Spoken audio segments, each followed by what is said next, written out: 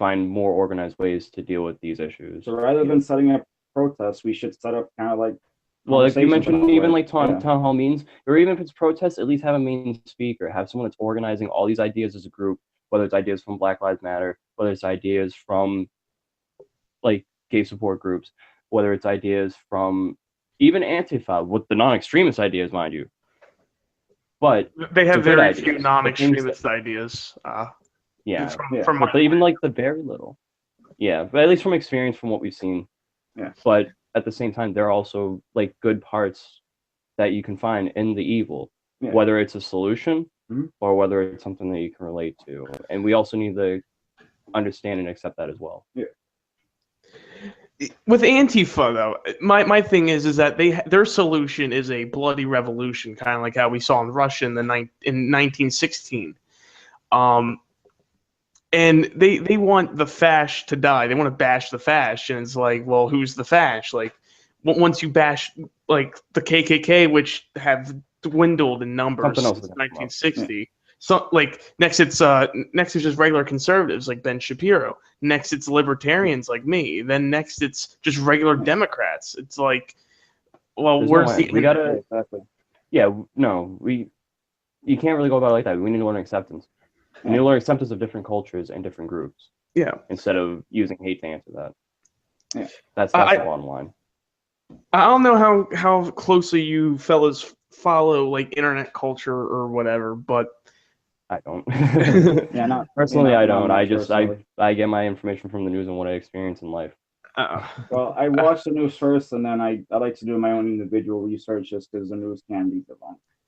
Exactly. Yeah, I like to get it from an alternative source. Then I go to the internet to, like, I see a headline, then I go to Google, and then you don't check it. Yeah, exactly. I just like I fact check whatever I see, and then then I can like actually like figure, okay, like this is what happened, But like I'm going to mention him a couple of times because he's pretty big in the online community and he has affected the real world. Is Sargon of God? He created this fictitious republic called Kekistan. It follows like this deity that's a frog that the ADL declared a hate symbol back in the 2016 election. And so it's kind of like a parody of identity politics. So I think it was in Seattle or it was somewhere. I forget. But this person was trying to recruit people for Antifa or some other anti-fascist group, quote unquote. And he had the Kekistan flag on there. And he didn't understand the irony. And I feel like a lot of people don't understand the irony of that. And people call it the KKK flag when it has 4 Ks, not 3. And they think it, and MSNBC did a whole report on it. I was wondering, did you see any Kekistan flags that they're green and they have like 4 Ks? No, I don't know. Okay. No, they show. I mean, I saw a sign that had 4 Ks, but I'm not sure if that was go on for that. But there was a person wearing had green with 4 Ks. Individual, literally. Yeah. People like to misrepresent them as fascist or like white supremacists, but they're not. They're actually anti-identity politics. I just didn't know if you guys encountered them at all at the protest. No. They might have even got mixed in with exactly how you explained it, and that's similar to exactly how the Black Lives Matter thing happened. You have the people that are actually representing Black Lives Matter, part of the organization, and you have other people that are just saying it, but they're ignorant. And that's you can even say that with the Antifa, like they're letting their ignorance get to them. They're not really understanding what at least like the 4Ks and like the green, like what that symbolizes as like its own organization. They're getting the ideas mixed together, and they're trying to bring those good concepts into their own organization, and they muddy up. And I feel like the media and other organizations like the ADL and the ACLU and the Southern Poverty Law Center, which sometimes they do good things, but a lot of times they like to muddy the waters. They like to misrepresent things and just name random things hate speech, like the ADL with Pepe the Frog. Oh, that's a hate symbol now. Yeah. I'm surprised by that. It's just that's a meme. Wasn't that joke. Exactly. Wasn't that like on 4chan back in the day? Yeah. Well, yeah. It came from 4chan. That's where it originated. And I feel like these organizations are doing it just to get funding. Because they're like, oh, that's one possible reason. Literally why. Well, I wouldn't say literally, but that actually is like that's a good reason. Like the Southern Poverty Law Center, like they destroyed the KKK back in the 60s, 70s, and throughout the 20th century.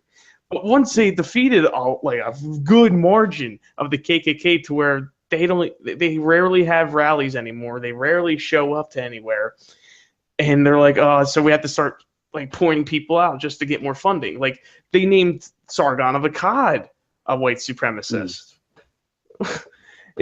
And he's like, why? Well, apparently that's like the fame now. If you get put on the Southern Poverty Law Center's like list, you've made it basically. Yeah. That's not how it should be. No, not at all.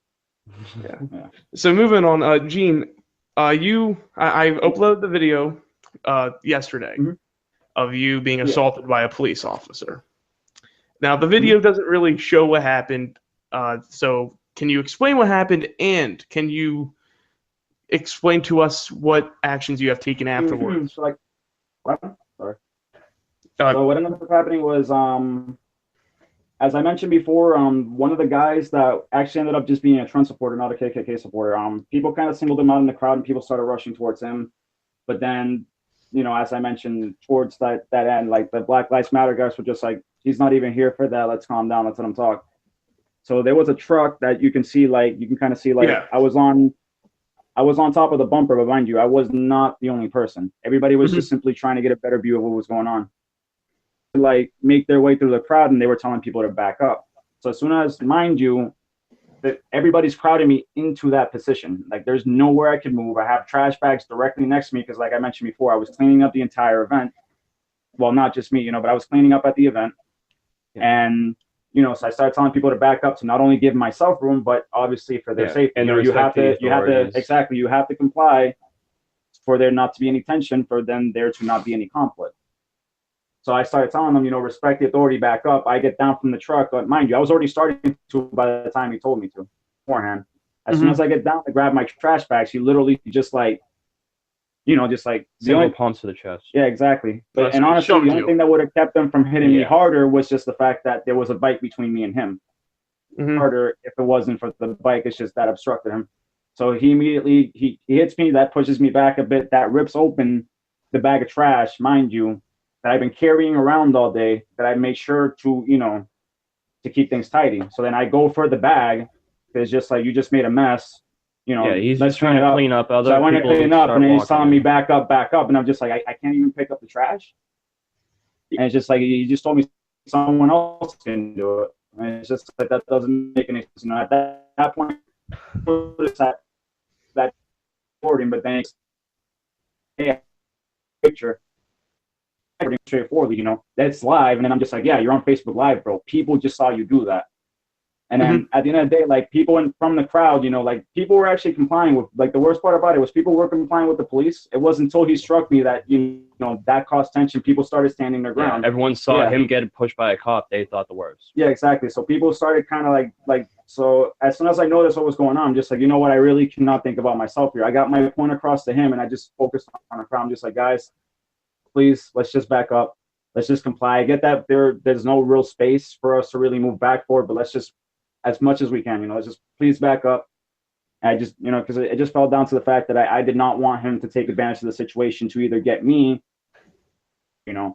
At the same time, the part that I was specifically in, and this is actually one of the things that I want to note, not for any like racial tension or anything like that, but you can clearly tell that I'm a Hispanic male. The area that I was in was filled with predominantly white people, yet they actually started getting in between me and the cops to protect me. People were asking like, oh, are they going to be in arrest or anything like that? But people actually started standing in between me and the cops to make sure that, nothing was going to happen to me. And that's the thing that I appreciate more than anything. That's one of the messages that we have to get across. It's not about race. It's about people's actions as individuals and how they affect like the overall, like civilization, essentially, like the people in the area. Yeah. And I put, I put in the description of my video that I usually support the blue because I come from a family of cops and I'm studying. Exactly. I support to the be blue lawful. too. I even have a video of me after the fact that the cop did that. I was still supporting the cops. I was still telling like the people from that group that I keep mentioning were against them. Like I kept confronting them and talking to them like, listen, guys, they aren't the enemy. They're just doing their jobs at the end of the day. You even have pictures of you shaking hands with cops, like while you pick up the trash, which was before that happened. At least it was literally right before that happened. And then even after, when I was able to come, actually let me like they let us throw away the trash, like behind a trash truck. And then they thanked us. It was a different group of cops, mind you, than the one person. But they actually there was a trash truck that was barricaded to be made use of after the event, obviously. Yeah. But they actually opened the way to it and let us throw the trash away there. And they were just like, we appreciate what we're doing. I was just like, thank you. We appreciate that you're protecting us. Yeah, exactly. Yeah, I have to say, like, most cops are nice. They're just there to do their job. But that cop specifically, he probably has he was having a really bad complex, and he had no right to take it out on me. Yeah, exactly. He probably, I don't know. I don't want to go into like Monday morning quarterbacking it, but I don't think he had a right to push you. Like, I will call out cops not at all. I mean, I was literally, I even say it on the video. I was relaying your message. I was getting people. You said the respect for the authorities. Yeah, you said for people to get off for telling me to respect your orders. That doesn't make any sense. That's how you create more cop haters. Yeah, exactly. Like at no point was I being belligerent. At no point were any of my actions like violent in any way possible. You know, I was just concerned about the crowd, and like I mentioned to him, I'm trying to help you guys. I'm here for you guys, not just these guys. I'm here for everybody. And you're gonna put your hands on me? Where do you get? Like I said, he has a superhero complex. I don't know. He's abusing his power. With the big. I'm sorry. Like I said before, you know, I figured that if I would have tried to make any attempt in that moment to like kind of get the badge number or something, that might have gotten everything back up. So I figured, you know, afterwards I'll approach like the supervisor. Yeah, once things cleared out. Yeah. So what are you doing now? I haven't gone to it yet just because I'm still getting in contact with a few witnesses. A few people actually approached me afterwards and said, here's my number. You know, definitely get in contact if you need a witness. I'm still kind of talking to them. But besides that, I do plan on filing charges against that individual police officer. I have no problem with the Boston Police Department, you know, well, as a whole. It's just, you know, obviously you have to look at it as a case-by-case basis. You know, not every cop is bad. I can't hate on every cop. Exactly. But I do plan on filing charges. I do plan again to take legal action against that individual. Yeah, and do it the right way. But mind you, at the same time, I do also have to thank the police department because half an hour later, when that, you know, mini riot broke out, they did make an effort to, you know, protect me. Yeah. Yeah.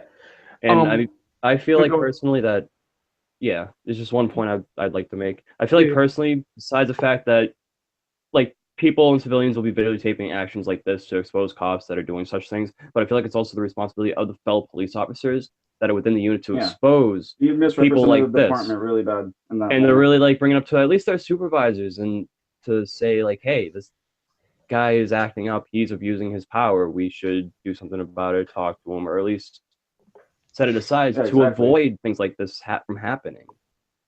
And I know exactly why they avoid it. It's because they're going to be seen as a rat.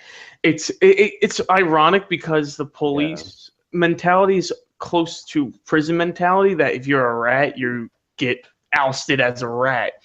Yeah. And unfortunately, that's the mentality. And I personally can't see a way to fix it. Maybe there is. Maybe someone can enlighten me, and I could be like, okay, I can accept that.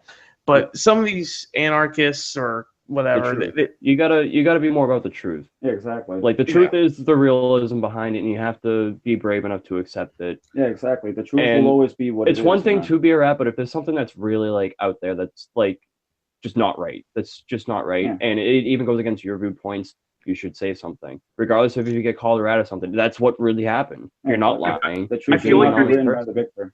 I feel like there needs to be anonymity within like a reporting system for the police, so that that's incentive for them to because do that. But that can also be abused. But yeah, at least something to balance out the fact that they'll be called a rat, or at least there'll be some sort of discretion against them. Yeah, and IAA, or Internal Affairs, I should say, should be looking into that once you make that report. Once I turn it in, once I file the report. And I'm also looking for a good lawyer also to approach beforehand as well. Because even in the video, you can even though you don't see him making contact, like the officer making contact with them, from what it looks like, you can tell that he was pushed. Oh yeah, you can. Like up to the side. Yeah, especially with how the camera moves, the bag ripping, everything. You know there was the contact. bag was ripping a tiny bit beforehand, but think about it, the entire top isn't just gonna fly off. Yeah. You can obviously tell. And his attitude afterwards tells you a lot too. Yeah, exactly. He was just being very ignorant. He pretty much was challenging me at the end of the day. And then he wanted to get a further reaction out of me. And like I said before, I yelled at him. I voiced myself to him. I made myself more than clear to him. And as soon as I felt that, okay, I got my word across, and just like, it can't be about just me right now, because other people were, like I said before, they were getting ready for for them for the most part. It's just like, that's not what we're here for. And even the police officer's reaction to it, as soon as it was mentioned that he was being recorded on Facebook Live, you see him turning his head away. He's kind of like, oh snap, I messed up. Like you see him, see the body. He knew it was in the wrong. Everybody there knew he was in the wrong. The other cops weren't even trying to yell at us like that. They were just saying back up. But none of the cops were actually saying anything to kind of be on his side. They were just kind of standing there like, okay, what happens next? I feel like if I were in your situation, like taking into account to like your ethnicity and whatnot, if he were just to apologize to me right after pushing, like, oh, I'm genuinely sorry, I did not mean to shove you that hard. Been enough. That would have gone a long way. Yeah. Like some people don't know their own strength, but I feel like he was intentional. Like his attitude afterwards told you it was intentional. Take a picture, it'll last longer. Like, come on. Like, what are you gonna do about it? What can you do about it? Yeah. If you were to say, oh, I'm genuinely sorry, I did not mean to push you that hard and whatnot. He that would have gone a long way in my opinion. Just simply saying I was wrong, or I'm sorry, like that would have been enough at least, By the end of the day, I saw it kind of badgered me a little bit further. It's just like, why don't you take a picture and all this other stuff? It's just like, come on, bro. Like, why did you put your hands on me at the end of the day? Why? What did I do wrong? When I heard him say that, I started laughing because I know he's in a shitstorm now. Like, you have proof of him. Yeah, exactly. He probably figured, that I was probably getting ready for them, but he didn't know that both the person next to me. All the people that you don't do that at a protest when you're gonna have hundreds of people watching. Yeah, exactly. I mean, the crowd was complying with you. The crowd was complying. Yeah. And what was the point of taking any drastic action like that whatsoever? Okay, so he's clearly trying to like he was either trying to start something or he wanted a promotion or some bullshit. Exactly. I mean, obviously we can go into his mentality.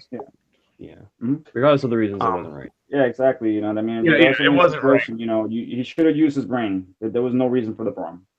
Yeah, and he at least, at the very least, if it were I, apologize, and it would have gone a long way in my book. I might even be willing to look over the lawsuit if I can get a face-to-face. To show some humility. At least a handshake, To accept that you were in the wrong, So I do understand that will affect the police department, but honestly, that's mostly dependent on how they handle it, If they refuse to find me justice, I'll get it myself, definitely through the legal court system. So, including that event, on a scale from 1 to 10, what would you grade the BPD?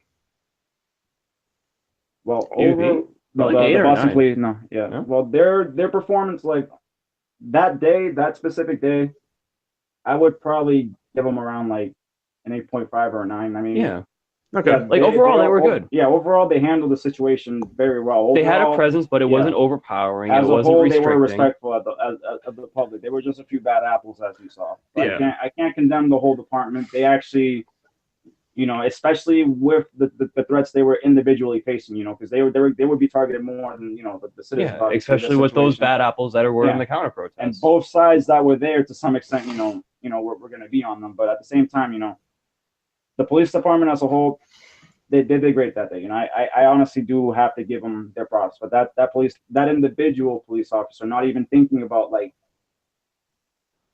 the whole, I can't. Yeah, it's not acceptable. It's just not acceptable.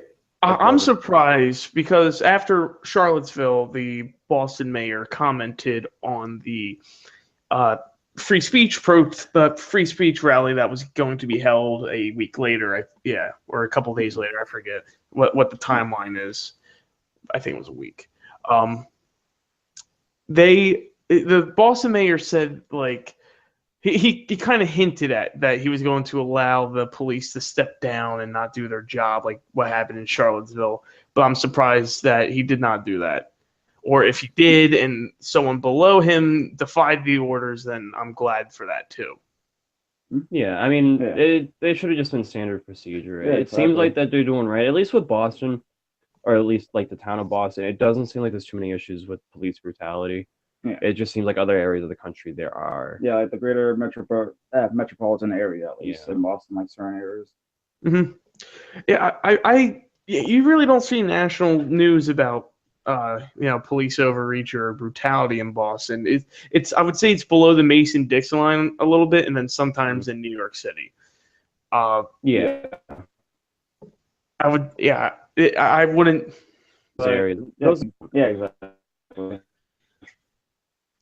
Yeah, I wouldn't think like I haven't seen California do anything.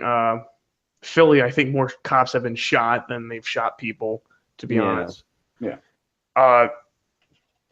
So let's I was hinting at Charlottesville the whole time. I kind of want to gauge your reactions onto the aftermath of Charlottesville and honestly, the only way that I can put it, like the only reaction that I initially had was like I wouldn't necessarily say like fully shocked, because a part of me kind of wasn't surprised based on like how the patterns have been lately with like things gathering. I knew to some extent there might have how the country's been escalating. Yeah, exactly. But at the same time, you know, the only way I can put it is I'm still kind of like I'm ashamed of them as an activist. That's the only way I can put it. You know, you shouldn't be going that far, you know, where people are actually getting there, you know. Yeah, we're supposed to be protesting. We're supposed to be doing rights of free speech. This is not a time where our government is a tyranny where you need to rebel. You know, democracy is still a thing. Yes. There are elections coming up next year. Yeah, exactly. So just like Trump will be shown out eventually, you know, And honestly, the right procedure would be if we feel like these representatives, our mayors, our senators, anyone, if we feel like they're not doing their job properly or properly representing us and taking action, or at least should have the right to escort them out. At least society coming together with these representatives making laws, then they're not going to get our vote. That's how it should be. They should not get our vote. We should have other people come up, at least, or other individuals come up and start going in office, and that's what can possibly properly represent us. And that's what there's been people going up against some big names in politics. Like in your district, Elizabeth Warren is your representative, correct? Or senator, I forget what she is. I think she's representative. She's not. All right. Yeah, she's your representative. Okay, so that like the South Asian Indian guy I was talking about, like Souza, I think his name is. I keep forgetting his name, but he's running against her. And in California, in LA, this Latino dude, Omar Navarro, is running against Maxine Waters. So it's very grassroots. Maybe not the Souza thing, but the Omar Navarro, he doesn't look like he's come from like a white collar type situation. So it's going to be interesting 2018 what happens. Yeah, we'll have to see. I mean, also with these people that are up and coming and want to get in the office, they should be also considering carrying on the ideas that we're presenting in these protests. Yes. And I feel like the president, Supreme Court, or the representatives should enact a bill or whatever that or an act, I forget what you want to call it. It would be a bill until it gets thrown through the system. But to activate term limits, to create term limits for senators, we need to get people like John McCain, Lindsey Graham, Maxine Waters, people like that out of office because they've been there too long. Been there for years with at least with their mentality that carries over. It's a different time. It's a different day and age, a different culture. And handling the same, the same situations that obviously, based on different times, should be handled differently, but they just decide to let me just handle it the same way. Yeah, we need more representatives with a better dynamic that can follow along with the cultly, rather than to have these people that have been sitting there for years and years and years continue on. Yeah, and like I said, John McCain is the best example of that. He's been there. He's almost been there the longest. He has a brain tumor, but yeah, he's still allowed to hold office. He's still going. I consider myself like pseudo right wing. Like I said, I'm libertarian. I've said it a couple of times, but like there's some views on the other side that you're just like you can agree with. John McCain. I fucking hate John McCain. There's so many things I hate about him. So that's okay though. Yeah. You can feel that way. Like I said, I've said on many videos, I'm a Rand Paul guy, or a Ron Paul guy, whichever one you want to take. Like a minimalist. I kind of believe that government should not be in our business. I don't know what your philosophies are. No, I agree with that. At least with business, there should be like when it comes to human rights, like obviously like sending your money to other countries and doing that, and then child labor. Besides collecting whatever taxes. Yeah, like obviously don't deny people their humanity, but I believe look at it with the internet lately, how they pretty much like they destroyed net neutrality. Like it's like certain companies now are actually getting used to the thought that now we can actually having the right to have that same level of internet. Like they're literally picking and choosing now, because like for example, some companies, if you don't have them, then you're gonna have problems with using certain apps or going to like certain different companies and stuff like that. And it's all because you had to give everybody equal access and whatnot, but now they're actually getting the ability to essentially monopolize themselves. Exactly. It's turning to monopoly, and that's a similar case what happened to Microsoft years ago with their Internet Explorer. And it's kind of just repeating itself in a way, and it should be mentioned. Yeah, I had no understanding of net neutrality. Like so many people were talking about it, and I could not understand. But I think that's the best explanation I've heard. I have to say. Exactly. It's just the fact that like they literally decided screw everybody's individual rights. Companies are okay now everything that's on my phone. Now my phone company can go through it. They can sell it to any company now. And at the end of the day, that's my privacy. You know what I mean? Like it shouldn't matter. That's been going on for years, though, with Facebook and Google. They've been selling your information to companies. So, some of the ads on our pages and stuff like that. Yeah. So, but I think it's good. This net neutrality is going to be like tenfold that. It's going to be interesting. Trying to think of any other key topics I want to talk about. Well, I mean, how you mentioned separation of business and government, church and state. Oh, yeah. One nation under God. Well, it's not even just God, that. you have to think about it. At least I'm thinking of a few things. That there's another protest I'm actually going to speak. I'm going to get a megaphone, and I have a bunch of ideas that I do want to relay and to be a little bit more organized. One of the things I do want to mention is, at least with like homosexuality, gay marriage, and as well as laws with abortion. Yeah. When it comes to reasoning, when they're in Congress and they're doing these laws against like gay marriage or trying to find reasons against abortion, honestly, we do have the clause of separation of church and state, correct, in the Constitution? I don't think it's in the Constitution. I think it was just a letter Thomas Jefferson wrote, but it's used a lot in American government. I could be wrong. I could go check the Constitution, but I feel like if it's in the if it is in the Constitution, a lot of the reasoning that they have against gay marriage and stuff like that has to do with their religious backgrounds. They usually quote it's against God's will, or it's just not Christian or Catholic. Honestly, those reasons, to base any law off of those reasons makes those laws unconstitutional. Not to mention the whole, you might turn my kid gay. The only thing that's going to turn your kid gay is his own interest as an individual, and there's nothing wrong with that at the end of the day. If he wants to pursue that. So in this argument, honestly, I've even been thinking about this for years. Even in high school, I've had like these ideas about separation of church and state. Like, how come no one really ever picked this up? Like, if you're going to use any reasoning based on your religious culture to back up a law or a bill, as it says clearly it's unconstitutional, then it should just be thrown out the window. This argument should not have been going on for years and years and years, and that's only because one culture doesn't like another. That really is, and that isn't still in our government today. I have my own reservations about homosexuality, and they're not based on religion; they're actually based on science. But still, I'm not denying their humanity. I'm not saying that these people should be allowed to be married. Like, I just believe they can't go to this place to eat. You know, exactly. like. Well, yeah, and I mean that should not be enforced by the law. But I feel like if a Christian baker says, "No, I'm not going to cater your wedding," I feel like that's they kind should of like individually his right should be, Yeah. you know. Yeah, at the same time, you don't have gay people doing that to other people either. You don't have homosexuals. Well, the thing is, though, it's like I feel like people with that example, people only exclude include the Christian baker. If you were to go to Dearborn, Michigan, and ask a Muslim baker to cater your gay wedding, they will say no. There's been a hidden camera experiment done on that.